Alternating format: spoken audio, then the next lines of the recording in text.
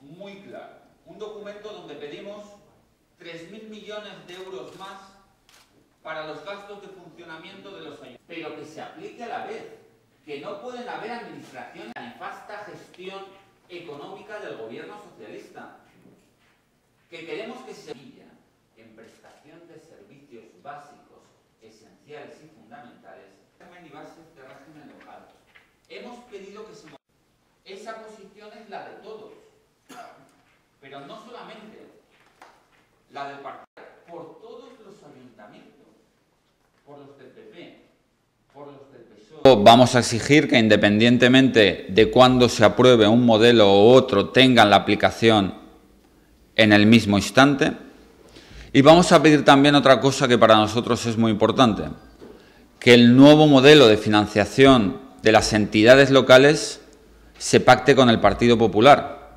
Creemos que no se debe repetir el espectáculo dantesco y bochornoso de que el Partido Socialista y el Gobierno de España, por primera vez en la historia, cierran un modelo de financiación para 45 millones de españoles, un modelo que supone la suficiencia financiera de servicios como la sanidad, la educación, los servicios sociales, con un partido independentista como Esquerra Republicana de Cataluña, que ni cree en España ni cree en la Comunidad Valenciana.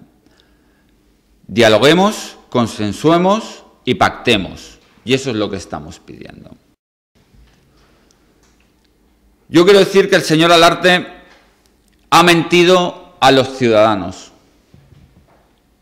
les ha engañado, ha dicho que nunca habría moción de censura en Benidorm, y por lo tanto tiene que dimitir de forma inmediata. Quiero decir que la señora Pajín ha mentido a los ciudadanos. Se ha hecho como que no va con ella la cosa mientras auspiciaba una moción y una rebelión encabezada por su madre dentro del Grupo Municipal Socialista de Benidorm. Y por lo tanto ha vuelto a mentir a los ciudadanos y tiene que dejar la Secretaría de Organización, su agrupación local, militante del PSOE en Benidorm, secretaria de Organización del Partido Socialista, partido que gobierna y que preside la Comisión del Pacto Antitransfugismo.